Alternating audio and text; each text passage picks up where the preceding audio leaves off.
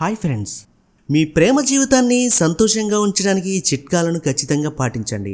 మీ ప్రియమైన వారితో చాలా ఖుషీగా ఉంటారు.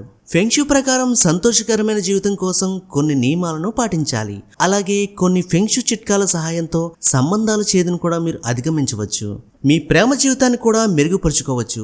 ఫెంగ్ షూ యొక్క ఈ ప్రత్యేక చిట్కాలు ప్రతి ఇంటిలోని ప్రతికూలతలను తొలగిస్తాయని, ప్రేమ సంబంధాన్ని తీపిగా చేయడానికి సహాయపడతాయని నమ్ముతారు.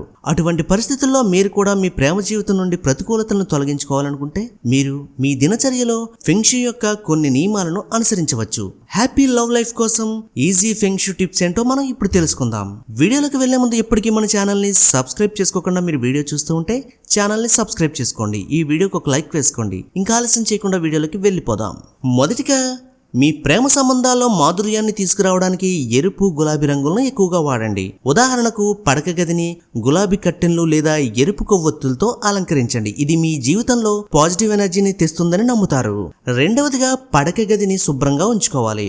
మీ బంధం దృఢంగా, తీపిగా ఉండాలంటే పడక గదితో పాటు ఇంట్లోని ఇతర గదులు మూలల పరిశుభ్రతపై ప్రత్యేక శ్రద్ధ తీసుకోవాలి. ఇంట్లో ఎక్కడ చెత్త వ్యాప్తి చెందకుండా చూడాలి. ఇది జీవితంలో సానుకూలతను పెంచడానికి కూడా మీకు సహాయపడుతుంది.